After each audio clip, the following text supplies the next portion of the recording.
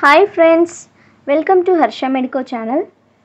ఈరోజు మనం అనీమియా అంటే రక్తహీనత దాని గురించి, ఇంకా ఈ అనీమియాకి గల కారణాలు, లక్షణాలు, ఇది ఏ విధంగా డయాగ్నోస్ చేసుకోవాలి, ఇంకా ఎలాంటి ట్రీట్మెంట్ తీసుకోవాలి అని అన్నీ ఈ పార్ట్ 1 వీడియోలో క్లియర్గా చూసేద్దాం. పార్ట్ 2 వీడియోలో అనీమియా టైప్స్ గురించి, అదేవిధంగా ఎలాంటి ఆహారం తీసుకోవాలి, ఎలాంటి ఆహారం తీసుకోకూడదు చెప్తాను, చూసేసేయండి. ఓకే, మన రక్తంలో బ్లడ్ సెల్స్ ఉంటాయి.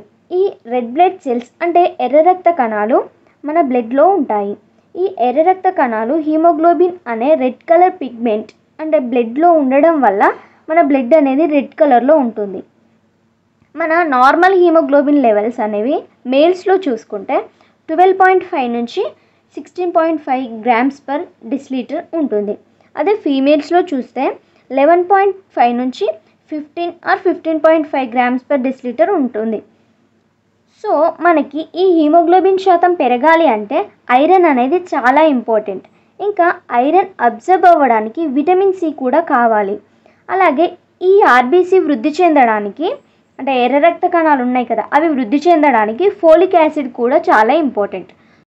సో ఇప్పుడు మనం ఈ ఐరన్ డెఫిషియన్సీ అండ్ హీమోగ్లోబిన్ తగ్గడానికి, ఇంకా రక్తహీనత రావడానికి కారణాలేంటో చూసేద్దాం.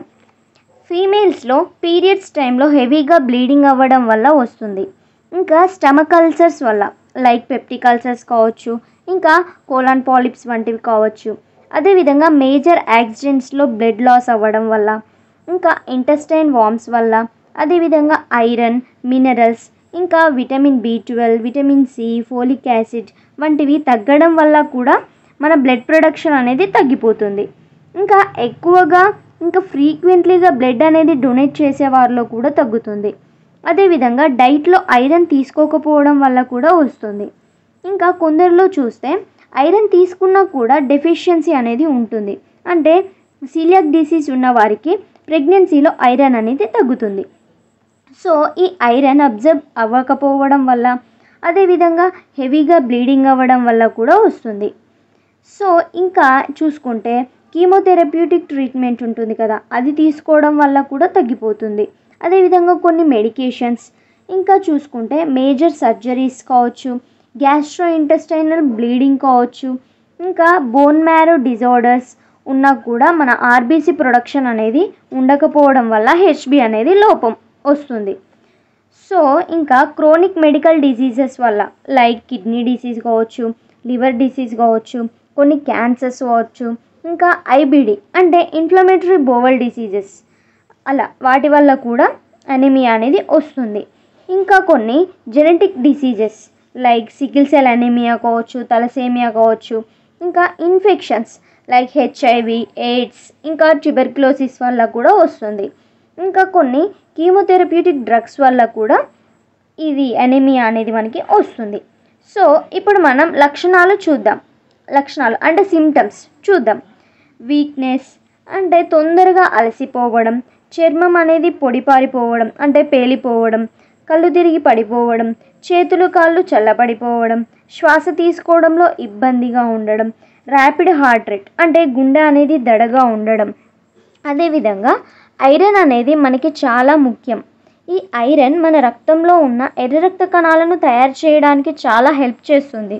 ఎవరికైతే ఐరన్ తక్కువగా ఉంటుందో వారిలో కూడా ఈ ఛాతీ నొప్పి అనేది ఉంటుంది. ఇంకా నెయిల్స్లో అంటే గోళ్ళలో చేంజెస్ అనేవి వస్తాయి. ఎట్లా అంటే వాటి యొక్క షేప్ చేంజ్ అవుతుంది. ఇంకా గోళ్ళపై లైన్స్లా ఉంటుందన్నమాట. అదేవిధంగా వాటి యొక్క గోళ్ళు పగుళ్ళలా ఏర్పడుతుంది. అదేవిధంగా ఆకలి లేకపోవడం, జుట్టు ఊడిపోవడం, నోటి చుట్టూ కొన్ని పగుళ్ళు, నోటిలో అల్సర్స్, నాలుకపై సోర్స్నెస్ వంటివి కనిపిస్తాయి. ఇంకా సివియర్ హెడేక్ అండ్ కొన్నిసార్లు స్కిన్ ర్యాషెస్ కూడా కనిపిస్తాయి. సో ఇప్పుడు మనం దీనంతటిని ఏ విధంగా డయాగ్నోస్ చేసుకోవాలో చూద్దాం. పైన చెప్పిన ఏ సిమ్టమ్స్ ఉన్నా కూడా మీకు అనీమియా అని అర్థం. సో బ్లడ్ టెస్ట్లు చేసుకోవాలి, ఫిజికల్ ఎగ్జామినేషన్, మెడికల్ హిస్టరీ అనేది కంపల్సరీ చేసుకోవాలి. సో ఇప్పుడు బ్లడ్ టెస్ట్లలో చూస్తే సిబిసి అంటే కంప్లీట్ బ్లడ్ కౌంట్, ఇందులో ఆర్బీసీ, డబ్ల్యూబీసీ అంటే ఎర్ర రక్త కణాలు, తెల్ల రక్త కణాలు, ప్లేట్లెట్స్, ప్లాస్మా, ఇంకా హీమోగ్లోబిన్, హిమటోక్రిట్ తెలుస్తుంది. ఇంకా బ్లడ్ స్మియర్ టెస్ట్లో చూస్తే ఇది మైక్రోస్కోపిక్ కింద ఎగ్జామినేషన్ చేస్తారు. ఇందులో బ్లడ్ సెల్స్ యొక్క సైజ్ కావచ్చు, షేప్, ఇంకా కలర్ తెలుస్తుంది. ఇంకా సీరం ఫెర్రిటిన్ లెవెల్స్, ఇందులో ఐరన్ లెవెల్స్ మన బాడీలో ఎంత ఉందో తెలుస్తుంది. ఇంకా vitamin B12, folic or folate levels చేస్తారనమాట. హీమోగ్లోబిన్ ఎలక్ట్రోఫోరెసిస్, ఇందులో సికిల్ సెల్ అనీమియా, తలసేమియా గురించి తెలుస్తుంది. ఇంకా బోన్ మ్యారో బయాప్సీ, ఇందులో హిప్ బోన్ నుంచి బోన్ మ్యారో శాంపిల్ తీసి టెస్ట్ చేస్తారు. ఇది సివియర్గా అనీమియా ఉన్నవారిలో మాత్రమే ఎక్కువగా చేస్తారు. ఇంకా బ్లడ్ గ్రూపింగ్, రిమైనింగ్ ఏమి అయితే మీ సిమ్టమ్స్ ఉంటాయో వాటిని బట్టి మీ డాక్టర్స్ టెస్ట్లు అనేవి అడ్వైస్ చేస్తారు. సో ఇప్పుడు ట్రీట్మెంట్ చూద్దాం. ట్రీట్మెంట్ అనేది కాజెస్ పైన డిపెండ్ అయి ఉంటుంది. అంటే మైల్డ్ ఎనీమియా ఉంటే ట్రీట్మెంట్ అనేది అవసరం లేదు. అంటే న్యాచురల్గా ఫుడ్ తోటి మీ లైఫ్ స్టైల్ మోడిఫికేషన్తోని హెచ్బీని ఇంప్రూవ్ చేసుకోవచ్చు. ఒకవేళ మైల్డ్ కాకుండా సివియర్ అనీమియా ఉన్న వాళ్ళు ఉంటారు కదా, వాళ్ళు హాస్పిటల్స్కి మీ డాక్టర్స్ని కన్సల్ట్ అయ్యి మీ మెడికేషన్స్ని కావచ్చు, లేదంటే సివియర్గా ఉన్న వాళ్ళకి బ్లడ్ ట్రాన్స్ఫ్యూజన్స్ లేదా బోన్ మ్యారో ట్రాన్స్ప్లాంట్ వంటివి మీకు మీ డాక్టర్స్ అందిస్తారు. ఇంకా iron supplements, vitamin B12, vitamin C, folic acid supplements వంటివి ఇస్తారు. ఇంకా ఇమ్యూనోసప్రెసెంట్స్ కూడా ఇస్తారు. ఈ హీమోగ్లోబిన్ అనేది యానిమల్స్ నుంచి ఎక్స్ట్రాక్ట్ చేసి క్యాప్సూల్స్ రూపంలో ఇస్తారు.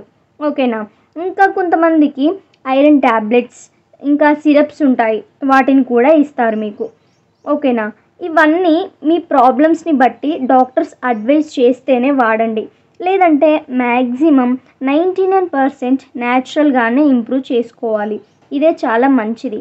సో పార్ట్ 2 వీడియోలో న్యాచురల్ డైట్తో ఏ విధంగా హెచ్బీని ఇంప్రూవ్ చేసుకోవాలో చెప్తాను, చూడండి. మా వీడియో మీకు నచ్చినట్లయితే లైక్ చేయండి, షేర్ చేయండి.